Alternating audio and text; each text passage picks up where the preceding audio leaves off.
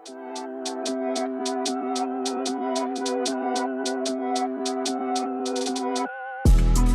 video is brought to you by Cracks Only. The link is in the video description below to get the latest gear off their website. Whether you play football or you don't, there is something there for everybody. Straight out of LA. Check it out.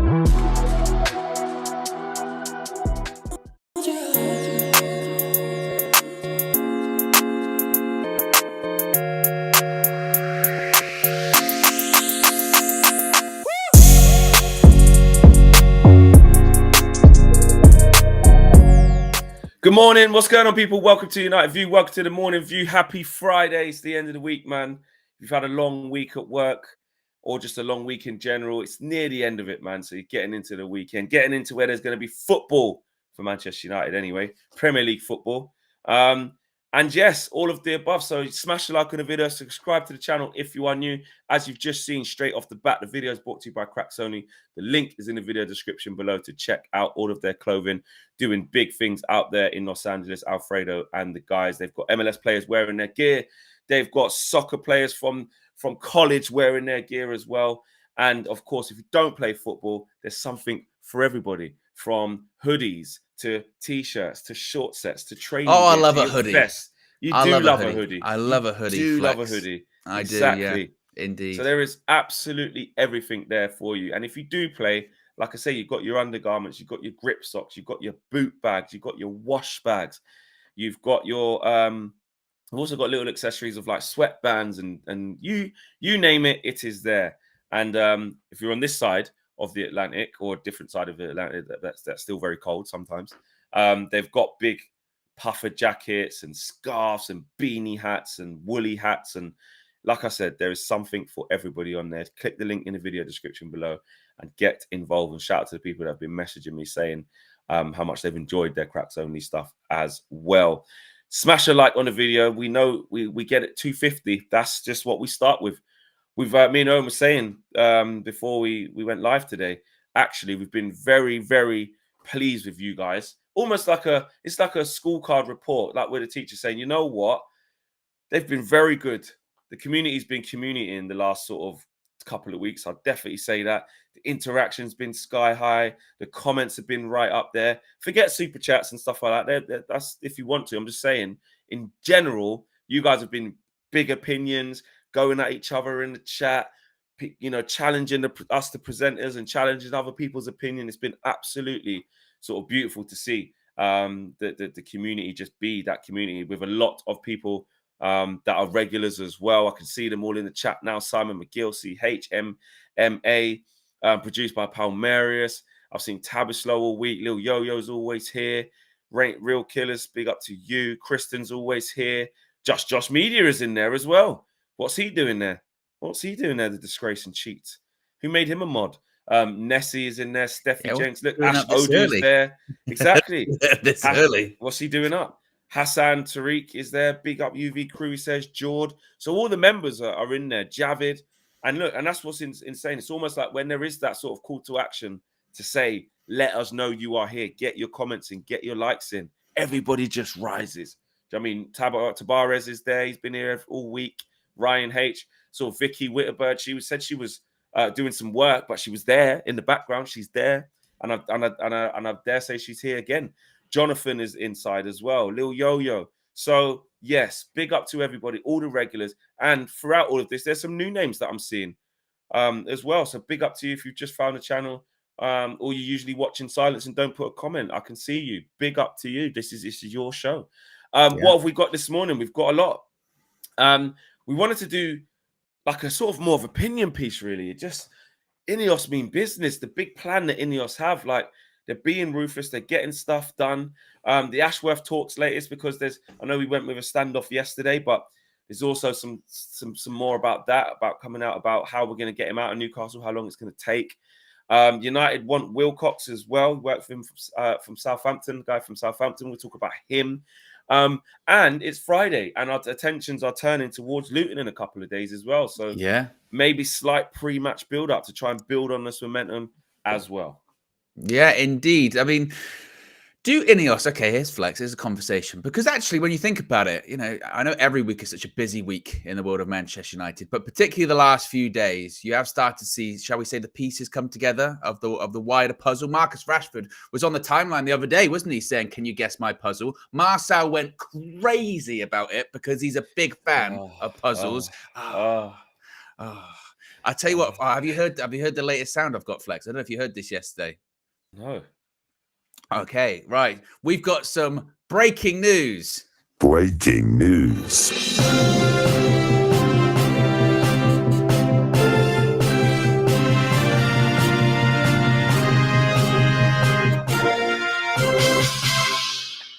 Nubian Pharaoh putting another super chat. I'll tell you what, it's very fitting. It's so extra, isn't it? It's so over the top. I was even thinking this is a bit long. But it does give that someone that special attention when they do something that deserves that level of attention. And Nubian Pharaoh would fall into that, to be fair. Give him the respect he deserves. I kept saying, I want a breaking news button. And then when I was putting it together yesterday, I thought, let's just make it the biggest over the top. The only thing that's missing is fireworks, me doing this, probably the way of doing it. You know what I mean? Yeah, that's the only thing that's missing throughout all of it. Oh, mate. On that note, I mean, we've got to get to business because Nubian Pharaoh is in the building. Pharaoh's in the chat. Simon McGill, Ash Odu, Real Killers, Keith Thomas, Zach Ade, MAK is putting Pharaoh's in the chat. Who else? Relentless Red, Matif Falu. Haven't seen you in a while. Big up to you. Fabian Williams, Lil Yo-Yo, Yusuf, Jord, Kristen, Nessie. Produced by Palmeiras. Everyone's put their Pharaohs in the chat. Over to you, Owen. Nice, short, and sweet. Yes, sir. Good morning. There you go. Good morning. Yes, sir. Good morning. Yeah, that's it. I got to put a bit more into it. Yeah. Minas, someone says to Minna, is it still your birthday? It's her birthday week. I mean, it's been Minna's birthday for ages. She says she celebrates the week, I think, or maybe probably even more. I don't know. But big up to Minna's birthday week. She's in the chat as well, as usual. Big up to her. And, of course, big up to DJ Talks. Big up DJ inside the chat as well. My guy, bro. Hope you're good. Good morning to you, man. Right, carry on, Owen, before... I was talking about puzzles. Yeah, I was talking about puzzles. And Marcel going crazy. He's a big fan of puzzles.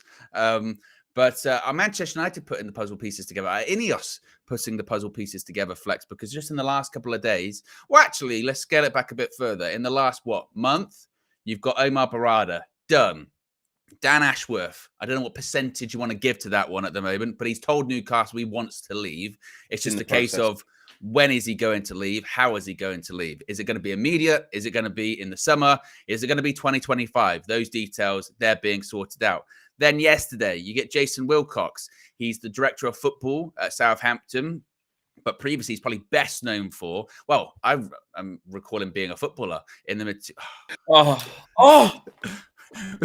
We've got more breaking news. Breaking news.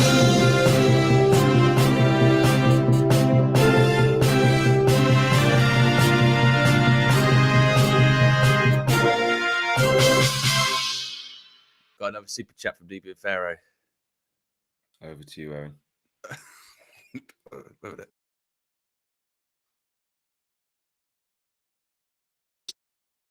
Minna, as requested, happy birthday.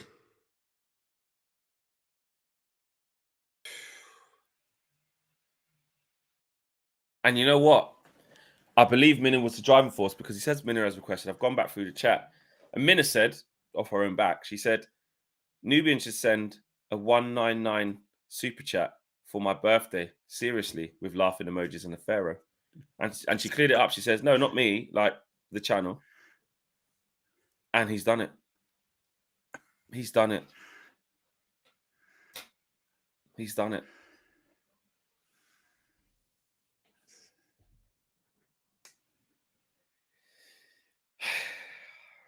Nubian Pharaoh, man. I just don't even. £300 investment. He's like Sir Jim. Yeah, steady investment every day. It's insane. Like, Nubian, listen. Just so you know, Nubian, like, you can just put things in the regular comment bit. You can. That's not what he does. That's not Nubian style. It's not. It's Nubian not. style.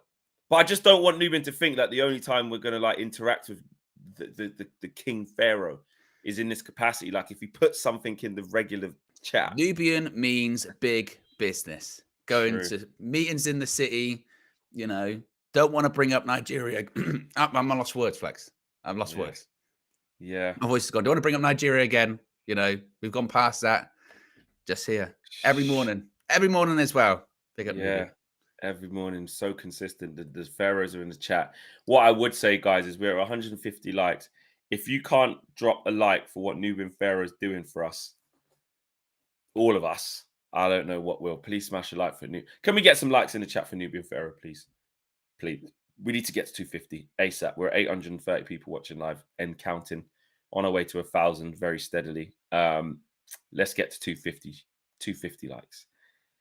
Owen, back to what you were saying, because if you I tried don't to finish even know what I'm saying. I don't He's basically saying about, well, they've got the last thing I remember you saying, we're Omar Barada, Jason Wilcox. Right. Yes, he's the director of football at Southampton, but he was the academy director at City for a long time. He's best known for his work at City. So you're starting to see a plan, a team, if you will, come together, Flex. Is it the dream team? I don't know. But are you excited? That was going to be my question. After all this, you excited, mate? I am to the point where I find myself sort of just pulling back a little bit and trying to get myself back, because it's easy to get carried away. But it's just like Man United, good decisions. It hasn't gone together for so long. I'm like, it feels weird, bro. Like it looks surreal when I'm outside looking and seeing all these things get done and seeing things that's in the pipeline. I'm like, but all this is happening so quick. What were we doing for 10 years then? Like, what? You know, and I know you shouldn't really look at it like that, because clearly we didn't have the right people in place who actually cared about the club. But what it does show me is that INEOS absolutely are committed to changing things for the better. You can't question that. Like, whether it happens or not, whether it works, whether these are the right people, they're not even here yet. Do you know what I mean? The people aren't even here yet. So we can't be shooting them down saying they're not this and they're a load of rubbish. What we can, and this is, I've been sort of self-assessing myself in this, because I was so against Sir Jim Ratcliffe coming. I'll be honest. This is me to just, and I'm not saying that he's the savior now and I take back everything I said, but I hold my hands up, and my initial feeling, and I believe I was right to, because of what was on the other side, what was the potential deal. But when I first heard of his interest, I thought, nah, that stinks. It stinks of Glazer sympathizer. You're going to get into bed with the Glazers. You just want to buy into here. You're giving us all this stuff. You tried to buy Chelsea the other time. I just wasn't buying it. And I'm not saying like he's done it all already and he clocked the level, because he hasn't. But I have to say the early signs have really impressed me. And the early signs, for me as a fan, how it's made me feel is that there is somebody who cares. And hopefully it continues. Hopefully this is not lip service. But it doesn't look like lip service. It's not lip service already, because these are actual physical things that are happening. Yeah. We have got the guy from City to be our CEO. We're probably going to get Dan Ashworth out of Newcastle. Like, we're making actual, tangible, real change. Yeah. We have to wait to see how it all works. Does it work seamlessly? We need to give it time and patience and care and all of that stuff, which I will. But I'm just I'm never afraid to sort of, with new evidence, go, you know what? Maybe I just wrote Sir Jim off of, because I wanted Qatar out of the two, which I did. And, if I could still pick that full buy, I probably would pick that, as long as they did these things as well, by the way, because this is all what it proves is that it doesn't matter who does it. what I really want is this. Do you know what I Yeah, mean? well, I think also as well, you also have to remember that this isn't even officially done yet. I mean, the expectation is, I think the tender deadline offers tomorrow? I think it is 17th. It's got Premier League approval, it's got FA approval, and then once the tender offer deadline is closed and if everything's done, then next week, dot the I's, cross the T's, it might be fully ratified. Everything's actually done, official next week. And that's kind of almost, I guess, the remarkable, but the kind of also interesting thing is that all of this that we're seeing, Omar Barada, Dan Ashworth, stories coming out about now Jason Wilcox and others, Sam Jewell from Brighton as well.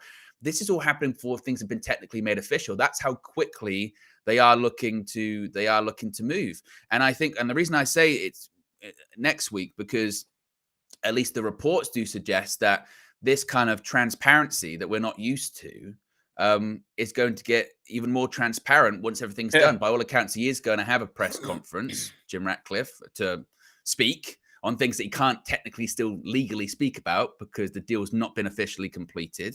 But he still already had meetings with Manchester United employees, staff, and players, and all of the reporting coming out of that has been incredibly positive. And we get excited from just that. And that's reporting. That's kind of second or third hand information, let alone if we see him speak for himself, actually see the words come out of his mouth at a press conference. I think we'd probably get even more excited by that. But as we always say, the proof's in the pudding too. And we're already starting to see sort of tangible moves. And I think it's still right to have an element of skepticism. As I mentioned, the scar tissue that the Manchester United fan has is enormous, isn't it? To the point that, like we've said, we're still not used to this kind of surgical precision. We're not used to this kind of quickness when it comes to moving after people. And I saw someone said, I think it was the Muppeteers, they said that if this is how the summer transfer window goes, then maybe we will get some sleep over the summer, because going after players, it might be done actually quite quickly. I tell you what was interesting though, Flex. This is an interesting one. So yesterday, Erik ten Hag had his press conference, and as you could expect, he was asked about sporting directors and these changes and what have you. And he essentially said, look, I don't know anything about changes. He goes, I don't know anything about changes. He also said that he doesn't have any input on these people coming in. And he also said, look, I'm happy in the current construction. I'm still working in the current construction. If there are any changes, I'll be told. But then he also said, but at a club like Manchester United, you can't do it by yourself. You can't do it all by yourself. You need to have support. You need to have help. And it's important that everyone's aligned and everyone's on the same page. And he also stressed that he is aligned with INEOS. Now, yesterday, people took those quotes many different ways, I felt, because you could look at it one way, goes, well, he doesn't know anything about the changes. What conversations has he had with INEOS? Oh, he's still working with John Murtough, still planning for the future. Well, why would he be doing that? But then you do have to take a step back and go, well, of course, because it is business as usual, isn't it? You're gonna, whilst John Murtough's in the role, you're still going to keep working with him and plan as you mean to go on as well, right? And I don't know. I'd be very shocked if to Dave Brailsford, Jim Ratcliffe hasn't had a sit-down conversation with Erik ten Hag going, look, these are the changes we're looking to make. This is the structure we're looking at. I don't know if he would have got reassurances about his job or anything like that. I don't know. I don't know what those conversations would be looking like. But yeah, he definitely has an inclination as to what's to come. Surely. Well, yeah. I mean, before we carry on, well done everyone for getting to 250 likes so quickly. We did it a few minutes ago. Nearly 1,100 watching nice and early. So you guys everyone's in the house and more people are getting in. So please hit the like button. We're definitely going to get 500 likes today. Definitely. I can feel it. I believe in you guys. Believe. Yes, exactly. Get in there. Smash the like button as we're discussing things, and get involved in the chat as well. I did do a poll while Owen was talking. Are you impressed with Sir Jim Ratcliffe so far? 66% say yes, 4% say no, 31% are saying not yet. But clearly the majority saying yes, they are impressed. What I was going to say, Owen, is remember when Sir Jim was sort of coming in, a lot of our focus was on how is Erik going to adapt and fall into this model? Because it's a two-way thing, really. Well, it's a one-way thing in terms of that INEOS and Sir Jim Ratcliffe, again, will decide whether Sir Erik stays on, right? But it doesn't feel like he's imminently going to get sacked or they're just waiting. It feels more like they're happy to have him there and they want to see how it goes with this manager under them. That's what it feels like, which, good. I'm all for that. But remember, we were sort of saying that Erik ten Hag's probably going to have to loosen his grip on stuff, which he does say it's not up to him, because it's not. But he'd have to be willing. We'd have to be willing to work under different constraints of the ones of which he signed up to be part of, whether that's power and veto and a say over the academy and this, that, and the other. And we always wondered, what is it going to look like with that trade-off of him working differently? Could Erik say, you know what, bloody hell, this is what it should look like. This is brilliant. Yes. Yeah. No worries. The fact that I don't have to do transfers and find everything myself, even though I came in wanting to do that. The reason why I came in wanting to do that is because that was under bloody Murto. Yeah, I didn't trust people it. Above me. And I knew that if I wanted to really change stuff, I needed, big control over it. And we've all had reservations as fans as to what that's ended up looking like. I think our first 2 summer windows under Erik have showed us what that's looked like and why it looks the way it does, because he is so heavily involved. And is he happy for that to pivot away from that and fall into line? Because essentially, if he's not, he'd have to leave. Yeah, exactly. Well, I think also as well, and I've had many people seen previous interviews with people like Dan Ashworth that he's done in the past, and they talk about, and even Ten Hag spoke about this yesterday in the press conference, saying, with a sporting director, it's about the overarching football philosophy. How does not only your first team, but how does every team at the club want to play? And when you're recruiting players, how do they fit into that team? How do they fit into that philosophy? And your academy, how do they make sure that they play that philosophy all the way up and all that kind of stuff? And look, with Ten Hag, there's been that discussion of what is his philosophy? What is his play style? Is it a case of, with these people coming in, it's easier to implement that? I mean, I think what is interesting with these people that are seemingly linked to these jobs in this new sporting hierarchy, there does seem to be some semblance of a common thread to at least a couple of them. So you've got Omar Barada. It then feels like it's no real coincidence that another person then that United are going after is Jason Wilcox, who spent a lot of time at Manchester City working with Omar Barada. Dan Ashworth, it's then not so much surprised that United are going after him. He's got very close ties to Sir Dave Brailsford. So I think one thing that maybe Ten Hag might have to be a bit cautious about is these people that are coming in, it does seem to be some semblance of they've worked together before or they've got some kind of connection. And so far, Erik ten Hag doesn't have really a connection to those that are coming in. That doesn't mean he's going to go. That doesn't mean he's going to get sacked. Doesn't mean anything like that. But there is, like, the winds of change are in the air, certainly, aren't they? And I think that absolutely, I don't think like the beginning of this season really matters. I don't think last season really matters at this point. I think between now and the end of the season, it is going to be a case of, if he picks up results, he'll probably stick around, I think. Yeah. Unless, like you said, the structure is just too different. They're not aligned. They're not on the same page. But I think they would be. If he picks up results between now and the end of the season, I think he'll be okay. If it's indifferent, then I think he might be in a bit of bother, because what we are seeing at the moment is, like I said, they're looking for the best in INEOS, and if they believe there is a better option, then I think that they might explore it. I think they'll explore it anyway, regardless. And look, this summer for managers, it's probably one of the biggest summers for managerial appointments that I can probably think of. It is. There's a lot of moving parts. Liverpool coming up, Barcelona coming up, probably Bayern Munich coming up as well, with what's going on with them at the moment. That's 3 massive jobs. And there's going to be a big managerial merry-go-round. You never know what happens with Chelsea. With Chelsea as well. So there'll be big jobs coming up, and there'll be people shifting and moving around. If someone loses their job here, that might mean they go over to here. Yeah. That might make like another club go, actually, some big names are on the market. Maybe I will switch. We weren't really planning on it, but we'll go in a different direction. So there's going to be a lot, I think, going on in the summer when it comes to that. But if one thing's for certain with INEOS thus far is, I don't think when it comes to Ten Hag, I don't think they'll leave that decision super late, because their stress is, we want to get everything in place to have a really good summer window. And they're already, and they're talking about the importance of planning. And to plan that effectively, you do need a manager in situ that you know is going to be there for the foreseeable future. How good is that? Fairly quickly. What I'm saying is that feeds into the point of what we know that they're doing. And when we talk about Jason Wilcox shortly, we'll get into how sort of ruthless they're being and what they're doing. It's so sort of refreshing to know that would be their tactic. That they're not going to leave it late and I'm in an R about the manager. They're going to make a decision. Is it going to be Eric? Yes or no? Obviously, results dependent. If we went on, it doesn't.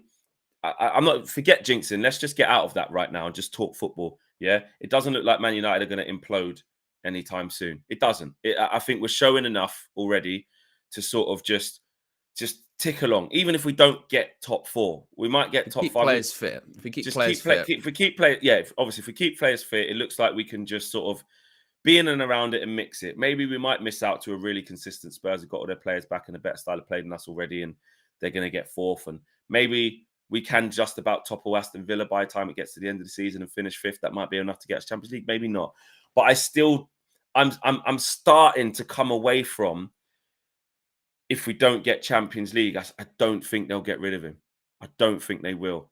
No, I don't think so. Like I said, I think it's going to be based upon results, possibly results, performances, momentum. I think if there's a general feeling that United have momentum by the end of the season, a bit like, when Arsenal finished 5th, but that was perceived to be a good season, and it's not totally comparable with that, but there was a general feeling, wasn't there, at the end of that season? Actually, I tell you what, I know they kind of bottled at the end, but they're in. And in the next one, they finished 2nd, and then now they are where they are now. Exactly. So I think it's it'll be results, performances, and momentum. If United have momentum come the end of the season, then I think they'll be like, well, actually, because they'll also want to change the squad, because like No Cap says, our squad is the problem, not Eric Ten Hag. And yes, he has been part of assembling this squad, so you can't just throw it away from him. But it's amazing. I will say this, and this is why we needed the change to happen and fairly quickly, because remember when we were saying there's things going in Eric's favour as to why he's surviving in the job.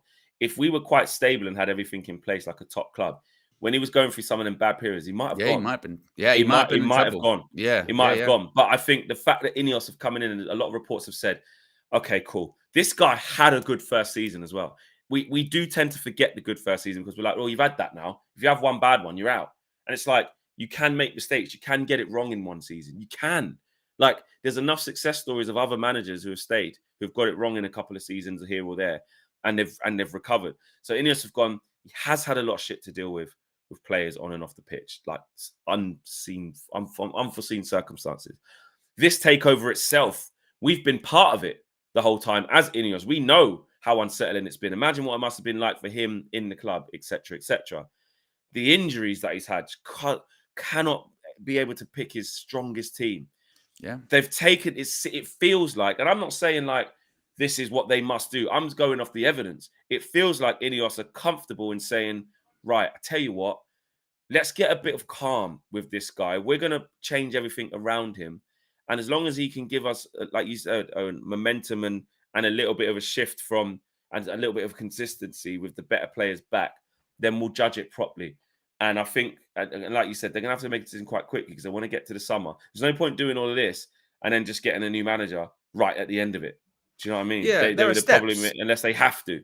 There are steps to this, and clearly they're doing it step by step. They're getting Omar Barada, step 1, sporting director, possibly Dan Ashworth, step 2, other executives involved in that, Jason Wilcox, etc., step 3, recruitment head, sort of step 4, and I think the manager then gets into the territory of sort of step 5, step 6, and then you then get into the territory of players as well. So big decisions still to come before Eric, I think. Yeah, Minna's nephew says it's not really Auntie Minna's birthday this week. I mean, that could be Minna's burner account, or it could actually be Minna's nephew. I think it is. I think it is. That's my theory. That is Minna. I think it's Minna. Minna's nephew popped up very suspiciously soon after. She got ruined. Yeah.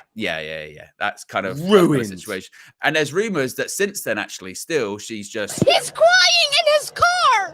That's still kind of the situation going on. Have you got that goal I scored against her? I swear it's in the. It's in the back end. It's in the back end. Oh, but we can't get it. Okay. Yeah, because I'll tell you what, guys.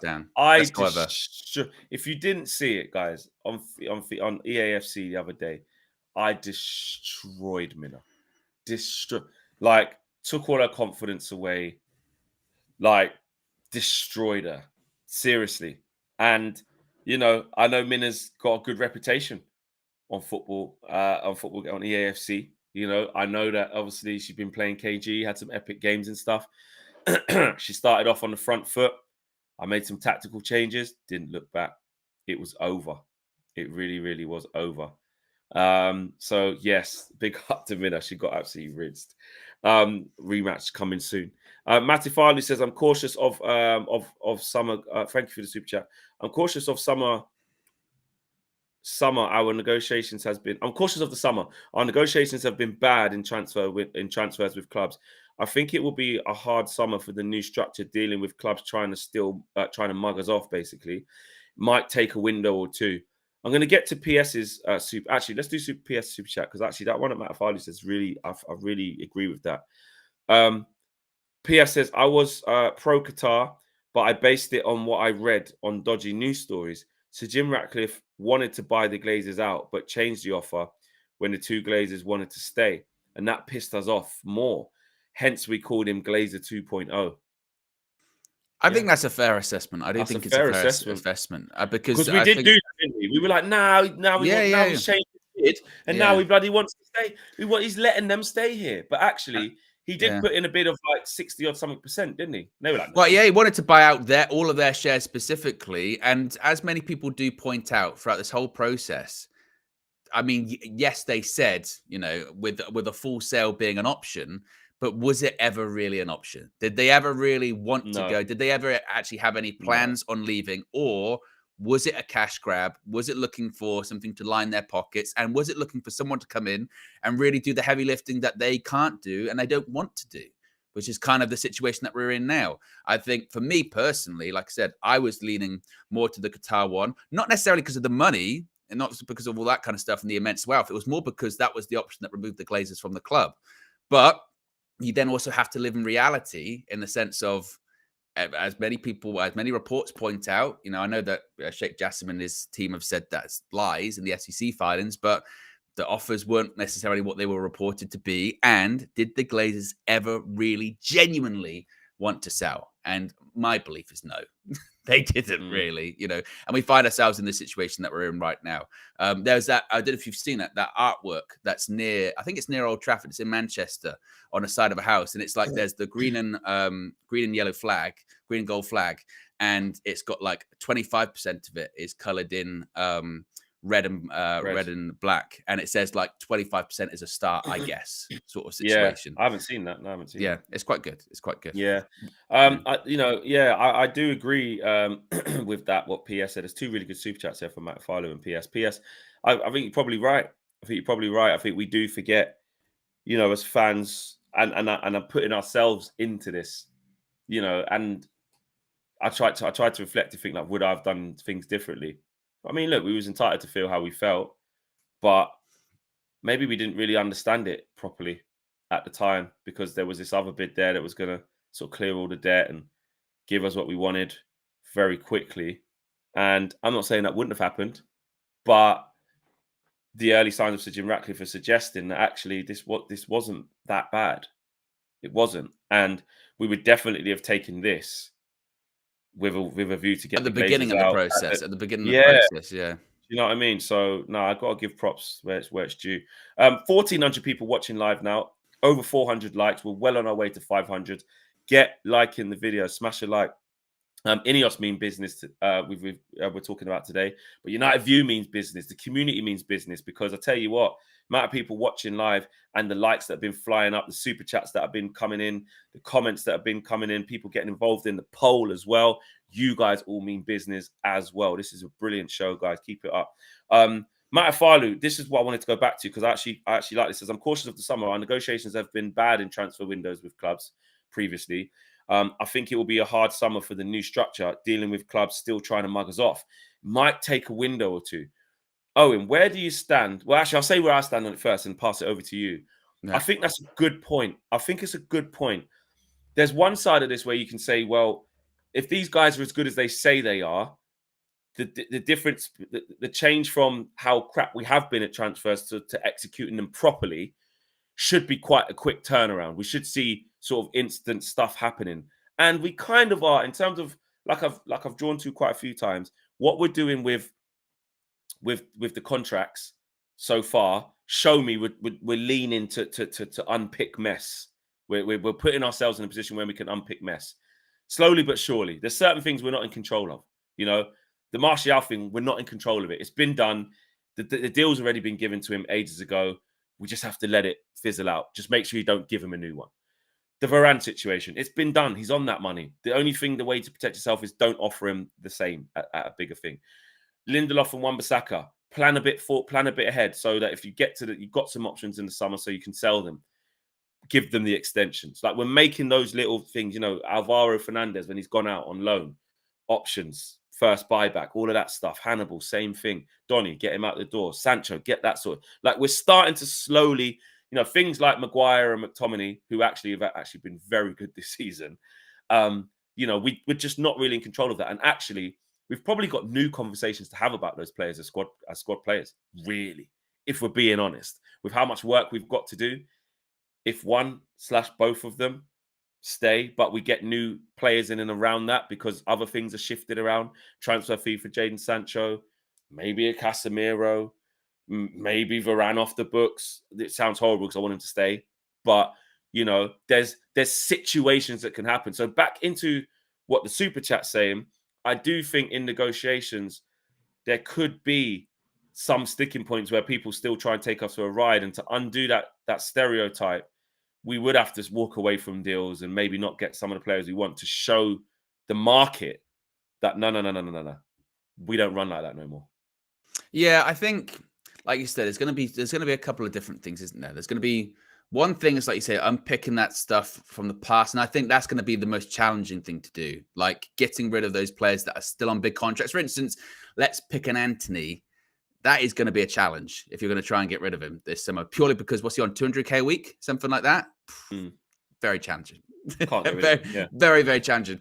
You're going to have to take a loss. I think when it comes to sort of bringing people in, we used the analogy, I think yesterday, didn't we? Saying that I think that comes from preparation. And this is where someone like Dan Ashworth is going to be so effective, because I saw it was Henry Winter was posting on Twitter yesterday saying that Dan Ashworth's laptop maybe has like one of the most extensive sort of scouting databases of any sporting director in the Premier League.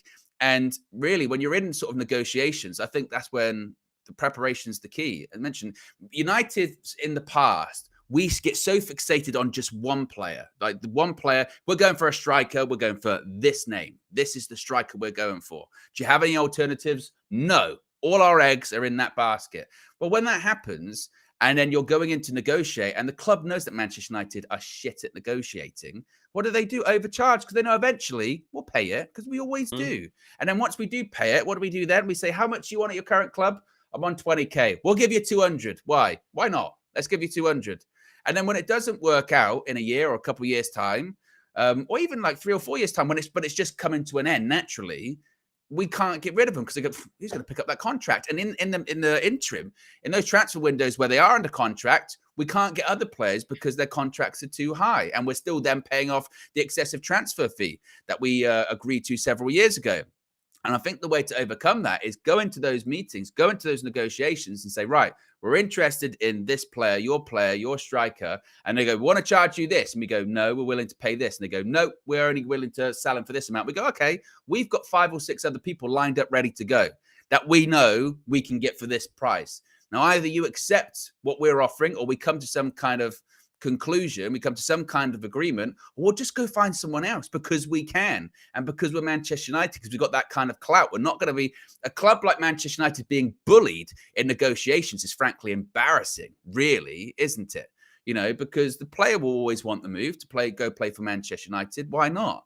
But it's the club's prerogative to be like, we know the player wants to come, but if you're not going to play ball, we'll find someone else that will, because we've got all of these people lined up. We've got some striker in South America that we're going to be getting as well. We don't need this negotiation. It's upon you to get the best, to get some money, so you can go and buy someone else, and your player can move on.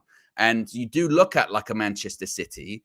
They are very good at that, in the sense of someone goes, they've already got 3 or 4 people lined up. If the first one doesn't work out, they'll just go to the next one. And it's done. It's that simple. Quickly. And that's the way that United need to operate. They need to be fast. They need to be early. I think the only difficult thing that they will have is those people that are currently under contract. That is going to be a challenge. And I think that's where really these people coming in, that's how good they'll be. That's it. If they can get, like you mentioned, Harry Maguire, Scott McTominay, look, I think everyone's fair game in the summer. I really do. Yeah. If someone's willing to come in and go Scott McTominay, £40 million, you go, mate. Pure profit. Well, we'll take the 30 now because it's been a year after 35. You'd go. I know he scored goals this season, but financial fair play, pure profit, done. Yep, Harry Maguire, 100%. you're not even really going to get much of a fee for him at this point, I don't think. But still, you go, hey, get the wages off the books. Let's go. Let's try it again. Yeah. I think we're going to be getting rid of a lot of centre backs in the summer, to be honest with you. That's my only worry is like how as long as we can sell enough to generate enough money to not leave ourselves short, because there's a lot that needs to happen. But even like I say, an Anthony, if it came out that, Anthony's going, it's 40 million. Yeah, we took a massive loss because it was 85. Yeah, but you got to do it. But you'd be impressed because you'd be like, in years gone by, they'd be like, no, we spent so much money. We have to make that work. It's got to work. Why? Because we spent the money. So it's got to work out. It's got to work out. It's got to work out. We'd be impressed by the ruthlessness. We'd be like, brilliant. But that's what Owen Ryder does when he said in that clip. Exactly. He said, listen, 1 to 2 years, if it ain't worked out, then it ain't gonna. See you later. Yeah, exactly. Exactly. You've seen it. So if it came in like, Anthony's gone 40 million, we took the hit, but is what it is, wasn't working out, we'd be like, I tell you what, that's not bad going. The world would be laughing at us because they'd go, look at the loss you took on him, 85 million to 40. But I think as fans, you'd be like, actually, cool. Because in years gone by, we'd hold on. And this time we're not going to hold on. We're just going to move on. So Director of Football says, I'm going to read out some of your comments just from the regular comment section, because some people are putting in some real meaty opinions, almost paragraphs as well. I want to get those out as well. Director of Football, who's a member of the channel, says, senior players must all stay while removal of underperforming middle-aged players are key. Senior players will act like guides for the new. Love having professional structure. End of Player FC. Skilliano says, I remember when we bought Chicharito for 7 million out of the blue just before World Cup. He then had a great World Cup and United looked like geniuses with that signing. Exactly. And you think, who's this guy? I think he scored against France, I think, in that World Cup. It was one in South Africa. Yeah. And like you said, everyone went, United, this is our guy. Nowhere. Yeah, exactly. We've got this guy. Do you know what I mean? Yeah. Paul Lucas says, we've all been saying for years we needed football people running the club and not bankers. Exactly. Because the people who put the financials first will do exactly what Owen was just talking about, what not to do.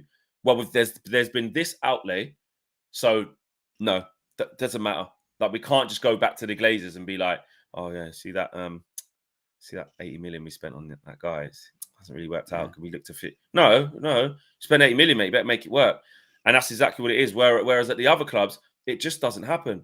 We say about Pep, because every time he's wanted something, he's just got it. Good. That's what. Anytime Pep's had a player who it doesn't work out and doesn't look good, gone. I know you can say Calvin Phillips probably stayed too long, but it was 18 months. It wasn't like 4 years of him on extremely high wages that can't shift him. Well, that's what I mean. They don't put themselves in the position, do they? Like with those kind he of wasn't ones, on that type of money. Exactly. They don't put themselves in the position where it's difficult to move them on. Let's not get twisted. 40, 50 million. The wages are 100K, and you go, well, move them on. It's very rare that it's 100 like a Grealish. And they go, well, that's got to work out, and it will work out. Exactly. And Calvin Phillips was sought after. English, playing well. We wanted him. Exactly. And the only reason he wouldn't come was because of the Leeds thing. Yeah. And actually, I remember us discussing it at that point, saying he's actually good. That version of Calvin Phillips could have been. I know we can laugh at him now because he's having a torrid time at the minute. He's played in 18 months, and every time he's come on, he's give away the ball. And then he got brought on probably 4 or 5-0 down against Arsenal. So he's had a torrid time since he's gone there. But that's a confidence thing. We know the best version of Calvin Phillips is a good player. He's a good player, especially if you could have got him for like 40 million. That's the type of mold you'd want. He can get about the pitch. He's good on the ball. He can cover spaces. I'm not saying we need to go in for Calvin Phillips, by the way. I'm just saying that's how City deal with things. When it was early doors, when Pep's trying to work out what to do with the goalkeepers, like we say, we always talk about the ruthlessness of coming and saying, Joe Hart, not it. Navas, not it. No, what? Sorry, Bravo. Sorry, it was Bravo, wasn't it? Claudio Bravo. Yeah. Not it.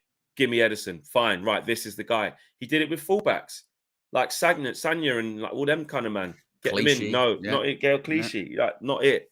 Do you know what I mean? See you later. Was Kolarov still there then? I don't know. Nah, that would have been near the end. I don't think he would have been. Do you know what I mean? Zinchenko ends up coming in. That's the guy that he wants. Technically, can do it. Then you got what's his face? But even then, even then, with like Zinchenko and Jesus going to Arsenal, it's not as if they were like past it. When you know what I mean? They went, no, evidently we'll move it on. We'll move them on. We'll get someone else in, and it was easy to move them on. It wasn't difficult to move them on. Sorry, Cancelo, doing bits like but then actually Cancelo, you don't want to be here. All right, see you later. Go on loan to Bayern. Didn't work. Right, off you go, Barca. See you later. You're not coming back. Or even Sane was wicked at the time. We're going fucking hell. Sane, you know what I mean? Even like Liverpool this past summer. I mean, I know they were helped out with the Saudi league, but they made it work in the sense of it can't be stressed enough. Like Liverpool last season really struggled. Eventually, they ended the season really well, but they really struggled. And everyone said they need a brand new midfield, not like one or two. They need a brand new midfield, whole new midfield, and they got it in one season. And they challenged for the league. So when it gets to like open heart surgery and all these types of things, it doesn't have to be as prolonged as Manchester United Football Club PLC trademark make it. We've done this ourselves. Other teams operate so astutely of moving players on when it's the right time and getting the right players in. Like you said, it's a perfect example, Owen. They've revamped the whole engine room, the most important part of the pitch. They've got a whole new department in one window and are competing at the top of the Premier League. I think are actually still top now. Yeah, it's crazy. Because they haven't played their game yet, regardless of 115 charges, cool, because hopefully they get reprimanded for any wrongdoing that they've done. But let's park that. Like, they're cheats, they're this and that. Their model of how they conduct themselves is how you're supposed to conduct yourself. Obviously, not cheating. If they've done cheating to say they've got more profits than they have or falsified the documents, I get it. But in terms of the types of players they've found and how those players improve, that's not the cheating. Might have been cheating. Well, I think Liverpool is a very good example of I've used this comparison before. Manchester United, let's say their hit rate or their success rate in transfers is like single digits over the last 10 years. Liverpool's is nearly 3 digits in the sense of near enough every transfer they've done has been a hit, has worked out for them. And both ends of the spectrum there, that's not a coincidence. It's not a coincidence when near enough every signing you do doesn't work out. And it's not a coincidence when near enough every signing you do works out. And that comes from the people we're talking about. The sporting directors, the head of recruitments, the manager, or the CEO, all those kind of people are totally on the same page. And there is a thorough system in place. And it's awful that we have to be like, we have to aspire to be like Liverpool or Manchester City. But those are the standards in terms of recruitment and in terms of bringing people in and letting people go.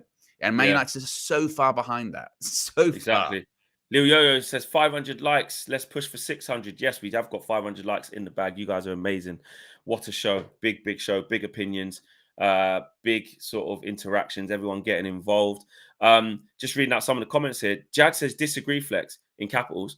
They can't do what they do without the cheating in the first place, says Jag. I get that. You're right. I do understand that. You're 100% right, bro.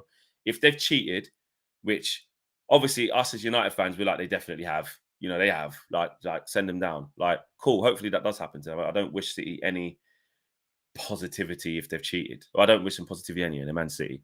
I know some people want them to win the league and that, but not me. Yeah, I don't want anything good to happen to Manchester City because they're our rivals. But what I meant by that is, I know it sounds weird to say cheating aside.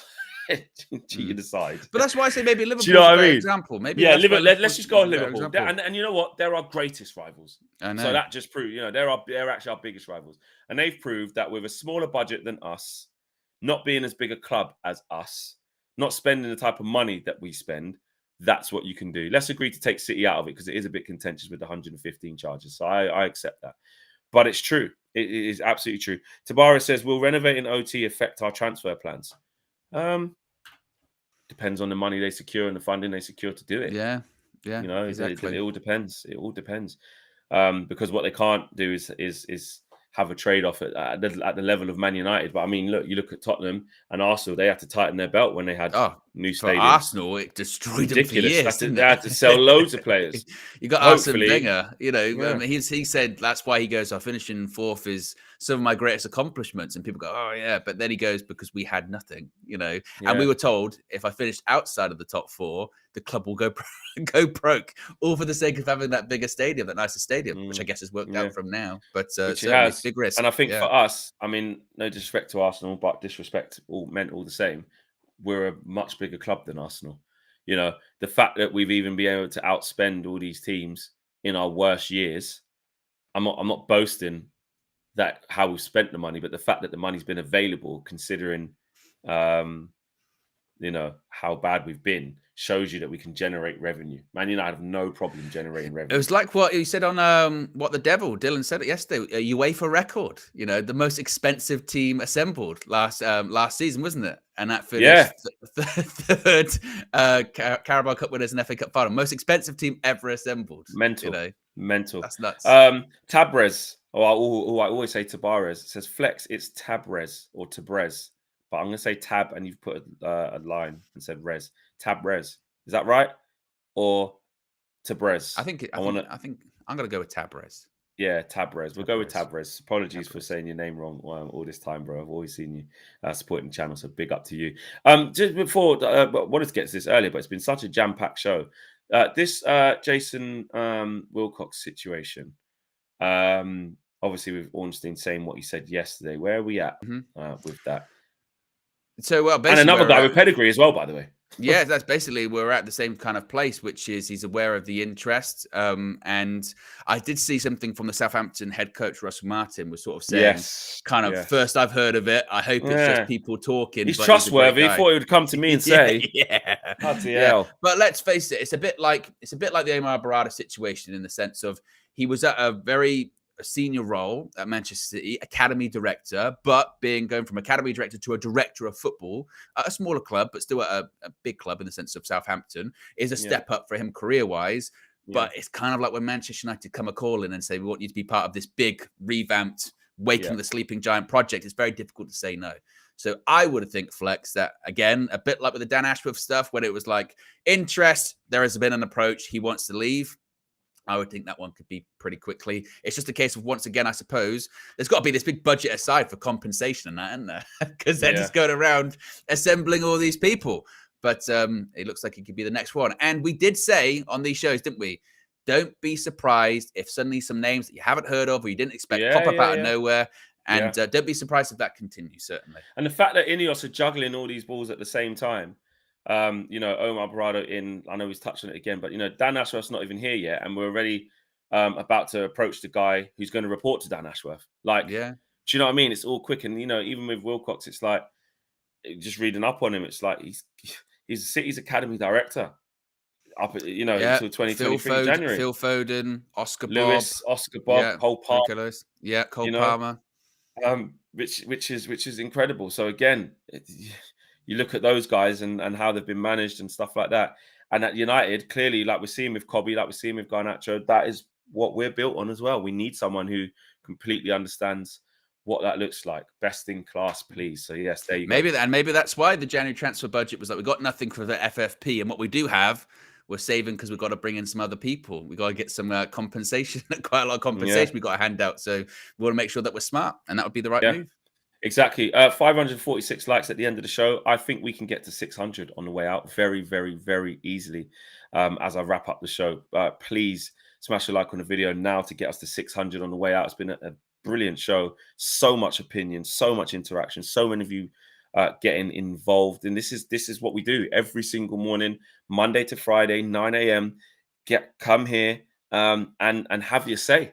Lavia, Pedro Porro, there are more players that have been part of it. James Trafford, just on the Jason Wilcox thing.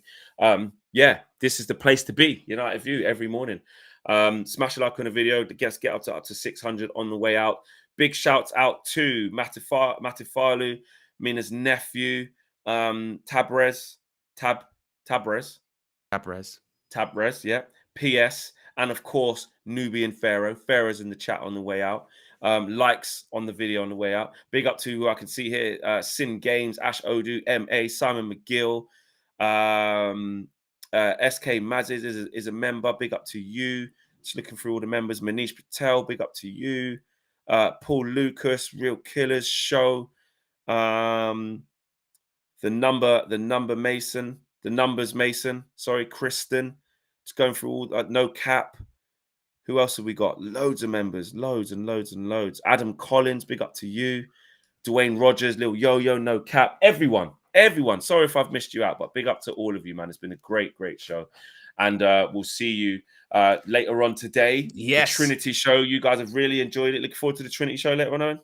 I am definitely. Trinity podcast episode, 3? I think it is. Episode 3. People have been enjoying that as well. No idea what we're going to talk about, but that's the fun. You never know. You never know what's going to happen. Unfiltered Trinity podcast. Exactly. You guys enjoy it. We enjoy it. So we'll see you with that later on tonight at 6 o'clock. The only time you will see us other than that is if I decide to just play FIFA randomly in the middle of the day because I want to destroy Mina again or something like that. Or, which is possible. Breaking news. I'm not going to press it. No, don't press it again. It's too long. We're wrapping up the show. Don't press it again.